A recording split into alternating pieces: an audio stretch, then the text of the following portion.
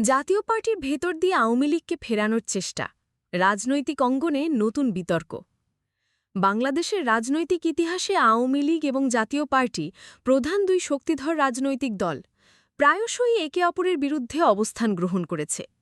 তবে গত কয়েক মাসে এই দুই দলের সহাবস্থানে যে উল্লেখযোগ্য এক নতুন রাজনৈতিক বিতর্ক তৈরি হয়েছে তা হল আওয়ামী লীগকে আনুষ্ঠানিকভাবে বা ছায়ামূলে ফেরানোর চেষ্টা, বিশেষত জাতীয় পার্টির ভেতর দিয়ে।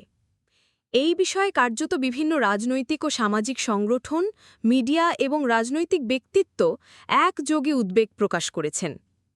এই বিতর্কে সামনে এসেছে এনসিপি ও গণ অধিকার পরিষদের নেতাদের ধারাবাহিক বক্তব্য। তারা আশঙ্কা প্রকাশ করছেন যে আওয়ামী লীগ যেভাবে অতীতে রাজনৈতিক আধিপত্য বিস্তার করেছে, সেই একই পথে নতুন করে ক্ষমতায় ফেরানোর জন্য জাতীয় পার্টিকে ব্যবহারের চেষ্টা চলছে। অনেকে মনে করছেন এর ফলে আবারও দেশের গণতান্ত্রিক প্রক্রিয়া হুমকির মুখে পড়তে পারে। নবগঠিত রাজনৈতিক দল এনসিপির বিভিন্ন নেতা প্রথম থেকেই আওয়ামী লীগের পুনর্বাসন প্রসঙ্গে কড়া অবস্থান নিয়েছেন। ২৫ এপ্রিল ২০২৫ তারিখে এনসিপির যুগ্ম সাধারণ সম্পাদক সারোয়ার তুষার বলেন, একটি দল নির্বাচনকে হাতিয়ার বানিয়ে আওয়ামী লীগকে পুনর্বাসন করার চেষ্টা করছে। তার মতে এই পরিকল্পনা সফল হলে দেশের রাজনীতিতে নতুন সংকট তৈরি হবে। একইভাবে ২২ মার্চ ২০২৫ তারিখে এনসিপির আহ্বায়ক নাহিদ ইসলাম বলেন, আওয়ামী লীগের কোনো ধরনের পুনর্বাসনের পরিকল্পনা হলে তা কঠোরভাবে প্রতিহত করা হবে। ২ দিন পর ২৪ মার্চ তিনি আবারও একই বক্তব্য পুনর্ব্যক্ত করেন। নাহিদ আরও বলেন, আওয়ামী লীগের রেজিস্ট্রেশন বাতিল করা উচিত, কারণ গণতন্ত্র ধ্বংস করার দায় থেকে তাদের মুক্তি নেই। এরপর বিভিন্ন ছাত্রনেতা ও নাগরিক সমাজের প্রতিনিধিরাও আওয়ামী লীগকে জাতীয় পার্টির মাধ্যমে পুনর্বাসনের প্রচেষ্টার বিরুদ্ধে সোচ্চার হন। ৮ ডিসেম্বর ২০২৪ তারিখে ছাত্র সংগঠনের নেতা হাসনাত আবদুল্লাহ মন্তব্য করেন, যারা আওয়ামী লীগকে পুনর্বাসন করতে চাচ্ছে তারা মূলত জাতীয় পার্টিকে আওয়ামী লীগের দোসর হিসাবে ব্যবহার করছে।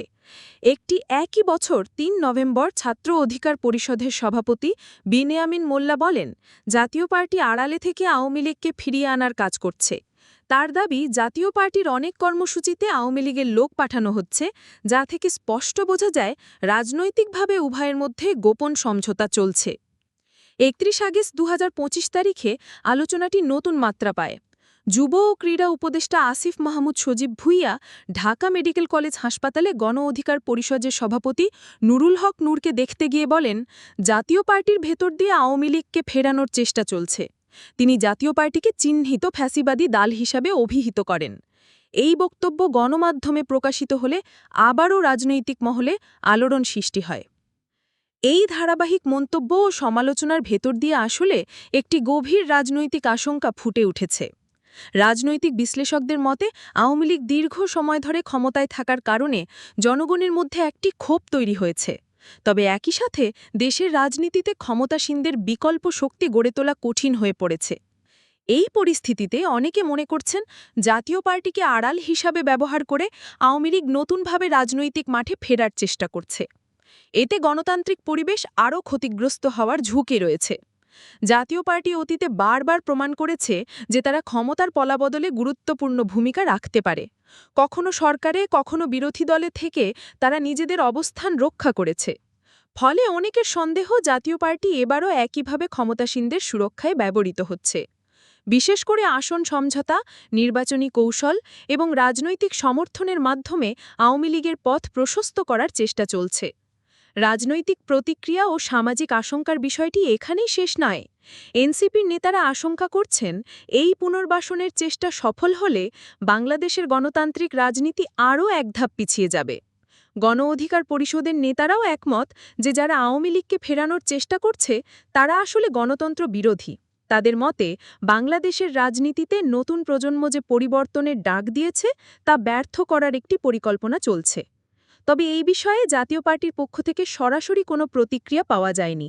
তারা বরাবরই নিজেদের স্বাধীন রাজনৈতিক শক্তি হিসাবে উপস্থাপন করে আসছেন। কিন্তু তাদের কার্যক্রম ও রাজনৈতিক অবস্থান দেখে অনেকে মনে করছেন আওয়ামী লীগকে রাজনৈতিকভাবে পুনর্বাসন করার প্রক্রিয়ায় তারা পরোক্ষ ভূমিকা পালন করছে। সংবাদ মাধ্যমে এই বিষয়ে বেশ কিছু প্রতিবেদন প্রকাশিত হয়েছে, যা এই আলোচনাকে আরও তীব্র করেছে। যুগান্তর, যমুনা টিভি, ইত্তেফাক, ঢাকা টাইমস সহ বিভিন্ন পত্রিকা ও টিভি চ্যানেলে আওয়ামী লীগকে জাতীয় পার্টির মাধ্যমে ফেরানোর অভিযোগকে গুরুত্ব দিয়ে প্রচার করা হয়েছে। এর ফলে সাধারণ জনগণের মাঝেও একটি ধারণা তৈরি হয়েছে যে আওয়ামী লীগের পুনর্বাসনের চেষ্টা সত্যিই চলছে। এখন প্রশ্ন হচ্ছে, এর রাজনৈতিক প্রভাব কি হতে পারে? প্রথমত, বিরোধী দলগুলির ঐক্য নষ্ট হতে পারে। যদি জাতীয় পার্টি সত্যিই আওয়ামী লীগের হয়ে কাজ করে, তবে বিরোধী রাজনীতির শক্তি বিভক্ত হয়ে পড়বে। দ্বিতীয়ত, গণতন্ত্রের প্রতি মানুষের আস্থা কমে যাবে। মানুষ মনে করবে যেই দলই আসুক না কেন, শেষ পর্যন্ত ক্ষমতা একই গোষ্ঠীর হাতে ফিরে যায়।